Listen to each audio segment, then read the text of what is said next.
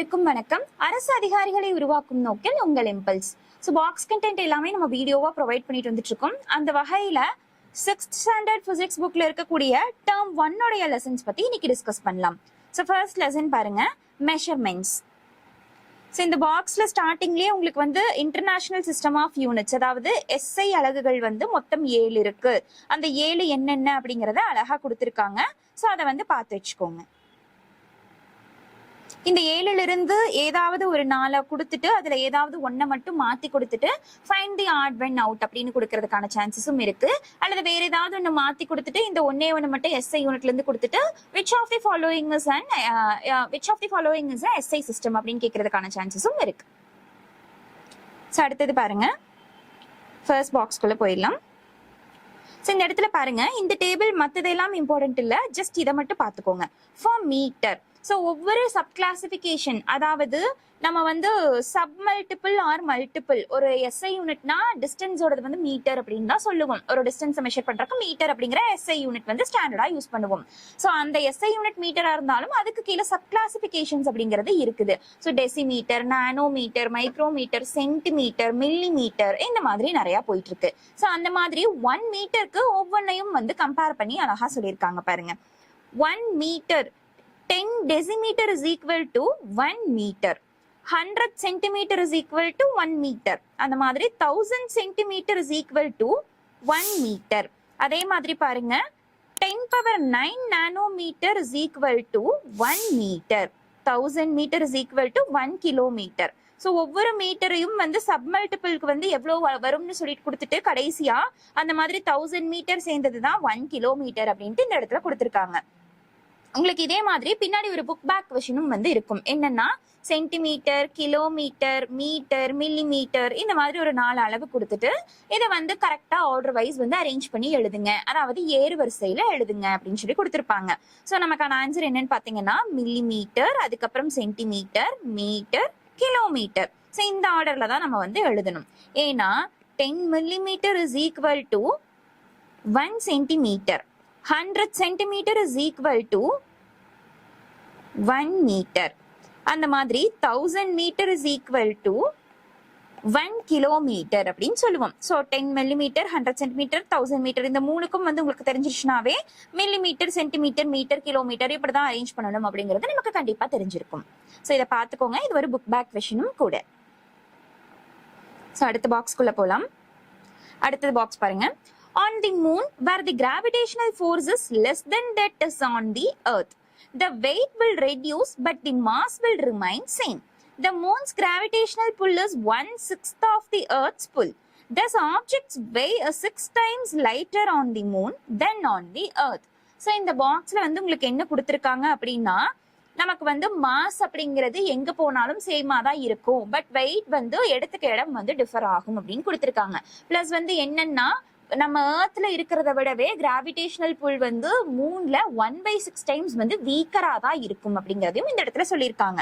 So இதை பத்தி தெரிஞ்சுக்கணும்னா ஃபர்ஸ்ட் நமக்கு மாஸுக்கும் வெயிட்டுக்குமான டிஃபரன்ஸ் அப்படிங்கிறது வந்து தெரிஞ்சிருக்கணும். சோ மாஸ் அப்படின்னா என்னன்னு பாத்தீங்கன்னா, இந்த இடத்துல பாருங்களேன், ஒரு கிரிக்கெட் பாலே எடுத்துக்குவோம். ஒரு கிரிக்கெட் பால் வந்து டேபிள் மேல நீங்க வச்சிருக்கீங்கன்னு வச்சுக்கோங்க. சோ இப்போ இந்த பால் இருக்கு இல்லைங்களா, இந்த பாலுக்குள்ள எவ்வளவு பார்ட்டிகல்ஸ் இருக்குது, அந்த பார்ட்டிகல்ஸ் உடைய அளவை மெஷர் பண்ணி நம்ம சொல்றதுக்கு பேர் தான் மாஸ் அப்படின்னு சொல்லுவோம்.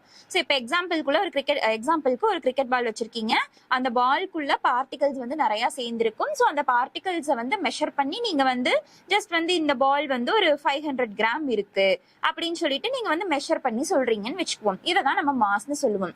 பட் வெயிட் அப்படிங்கிறது என்னன்னு பாத்தீங்கன்னா, இந்த கிரிக்கெட் பால் இருக்கு இல்லைங்களா, இந்த கிரிக்கெட் பால் மேல இந்த கிராவிடேஷனல் ஃபோர்ஸ் அப்படிங்கிறது ஒரு ஃபோர்ஸ் வந்து செலுத்துது. கிராவிடேஷனல் ஃபோர்ஸ் ஆக்ட் ஆகுது.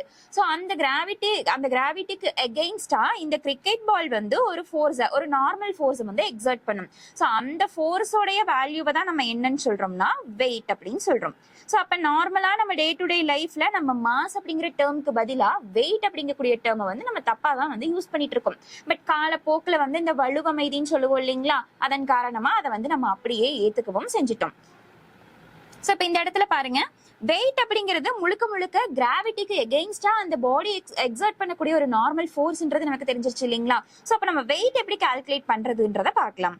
வெயிட் கால்குலேட் பண்றதுக்கான ஃபார்முலா என்னன்னு பாத்தீங்கன்னா m இன்டூ ஜி அப்படின்னு சொல்லுவோம், அதாவது மாஸ் இன்டூ கிராவிட்டி. ஸோ இப்போ எக்ஸாம்பிளுக்கு நம்ம எர்த்தோட கிராவிட்டி வந்து 9.81 மீட்டர் பர் செகண்ட் ஸ்கொயர்னு சொல்லுவோம். இதுவே மூன்ல 1/6 டைம்ஸ் வீக்கர் தானா இருக்கு இல்லைங்களா, அப்போ அந்த இடத்துல 1.63 மீட்டர் பர் செகண்ட் ஸ்கொயர்டா இருக்கும். எர்த்ல 9.81, மூன்ல 1.63 இருக்கு. இப்போ இந்த இடத்துல நம்ம வெயிட் கால்குலேட் பண்ணணும் அப்படின்னா ஒரு நார்மல் பர்சன், இப்போ நான் இருக்கேன் அப்படின்னா, ஸோ இப்போ எனக்கு வந்து வெயிட் வந்து கால்குலேட் பண்ணணும் எங்க அப்படின்னா எர்த்ல. ஸோ அப்போ எர்த்ல என்னோட வெயிட் கால்குலேட் பண்ணும் பொழுது 64 இன்டூ அங்க கிராவிட்டி என்னவா இருக்கும் 9.81. இதுவே நான் மூன்ல கால்குலேட் பண்ணணும் அப்படின்னா அங்கேயும் என்னுடைய மாஸ் அப்படிங்கிறது சேமா தான் இருக்கும். ஸோ இப்போ நான் வந்து இங்க எர்த்ல இருக்கேன்னா என் பாடியில இருக்கிற பார்ட்டிகல்ஸை வந்து நான் மெஷர் பண்ணி சொல்றதுக்கு பேர் தான் என் மாஸ்னா. நான் மூணுக்கு போனாலும் சேம் என்னோட பாடியில இருக்கக்கூடிய பார்ட்டிகல்ஸ் அப்படிங்கிறது அதே மாதிரி தான் இருக்கும். நான் இங்க 64 kg இருக்கேன்னா நான் மூணுக்கு போகும்பொழுதும் 64 kg தான் இருப்பேன். ஸோ அதனாலதான் மாஸ் ரிமைன் சேம் அப்படின்னு சொல்லிட்டு ஒரு கான்செப்ட் வந்து அந்த இடத்துல நமக்கு சொல்லியிருக்காங்க. 64. இப்ப மூணுல வந்து கிராவிட்டி என்னவா இருக்கு 1.63 இருக்குங்களா. ஸோ இதை வந்து கால்குலேட் பண்ணி நமக்கு கிடைக்கிற ஆன்சர் தான் வந்து அங்க மூணுடைய வெயிட் அப்படின்னு நம்ம சொல்லுவோம். ஸோ அப்போ மாஸ் அப்படிங்கிறது எல்லா இடத்துலயும் ஒரே மாதிரி சேமா இருக்கும், பட் வெயிட் அப்படிங்கிறது பிளேஸ்க்கு பிளேஸ் வந்து வேரி ஆகும் அப்படிங்கறது தான் இந்த இடத்துல கன்க்ளூட் பண்ணிருக்காங்க.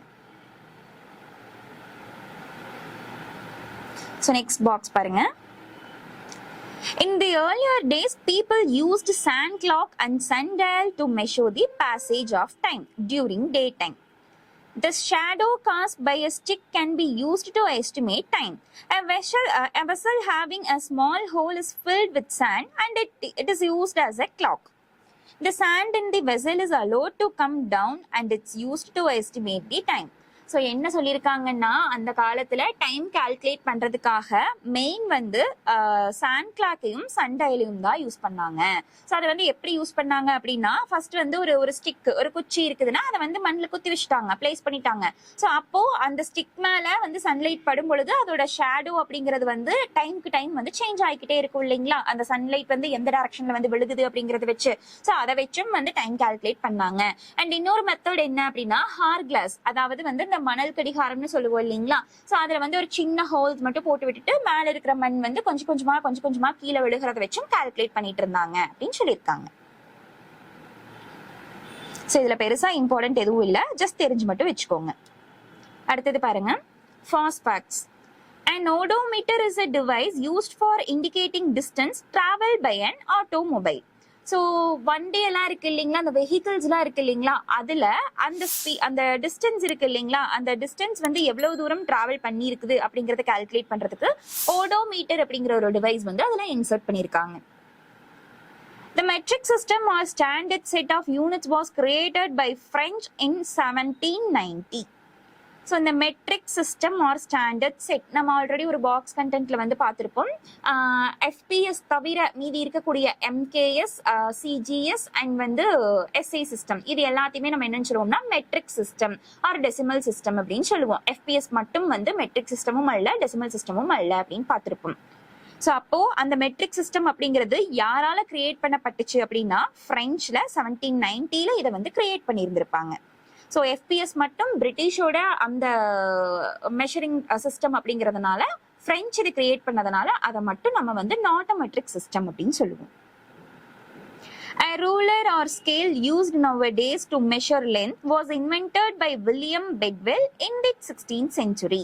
ஸோ நம்ம இப்போ வந்து எதையாவது அளந்து பார்க்கணும்னா ஸ்கேல் யூஸ் பண்ணிட்டு இருக்கிறோம் இல்லைங்களா, டக்குன்னு ஏதாவது ஒரு விஷயத்தை அளந்து பார்க்கணும்னா ஸ்கேல் எடுத்து இவ்வளோ சென்டிமீட்டர் இருக்கு அப்படியெல்லாம். ஸோ ஃபர்ஸ்ட் வந்து இந்த மாதிரி ஒரு ஸ்கேல் வந்து கொண்டு வரலாம், இந்த ஸ்கேலை வச்சு நம்மளால ஈஸியா மெஷர் பண்ண முடியும் அப்படிங்கறத வந்து கண்டுபிடிச்சவங்க யாரு அப்படின்னா நம்மளுடைய வில்லியம் பெட்வெல் தான். எப்போ அப்படின்னா 16th century கண்டுபிடிச்சிருக்காங்க.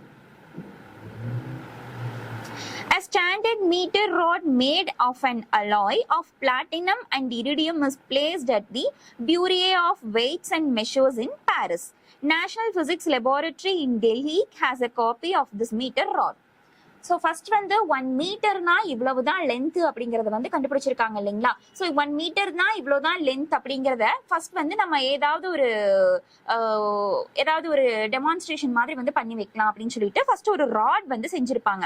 ஸோ அந்த ராட் வந்து எதனால செய்யப்பட்டதா இருக்கும் அப்படின்னா பிளாட்டினம் இரிடியம் அலாய். ஸோ அதாவது வந்து உலோக கலவை பிளாட்டினம் இரிடியம் அப்படிங்கிற 2 மெட்டலை வந்து ஒன்னா வந்து உருக்கி ஒரு அலாய் வந்து கொண்டு வந்திருப்பாங்க. ஸோ அந்த அலாயில தான் வந்து 1 மீட்டர் அளவுக்கு இருக்கக்கூடிய ஒரு ராட் வந்து கொண்டு வந்திருப்பாங்க. ஸோ அதை வந்து எங்க வச்சிருப்பாங்க அப்படின்னா பாரிஸ்ல இருக்கும். ஸோ அதோட ஒரு காப்பியை நம்மளுடைய நேஷனல் பிசிக்ஸ் லெபார்டரியிலும் வச்சிருக்காங்க. அது எங்க இருக்கு அப்படின்னா டெல்லியில இருக்கு.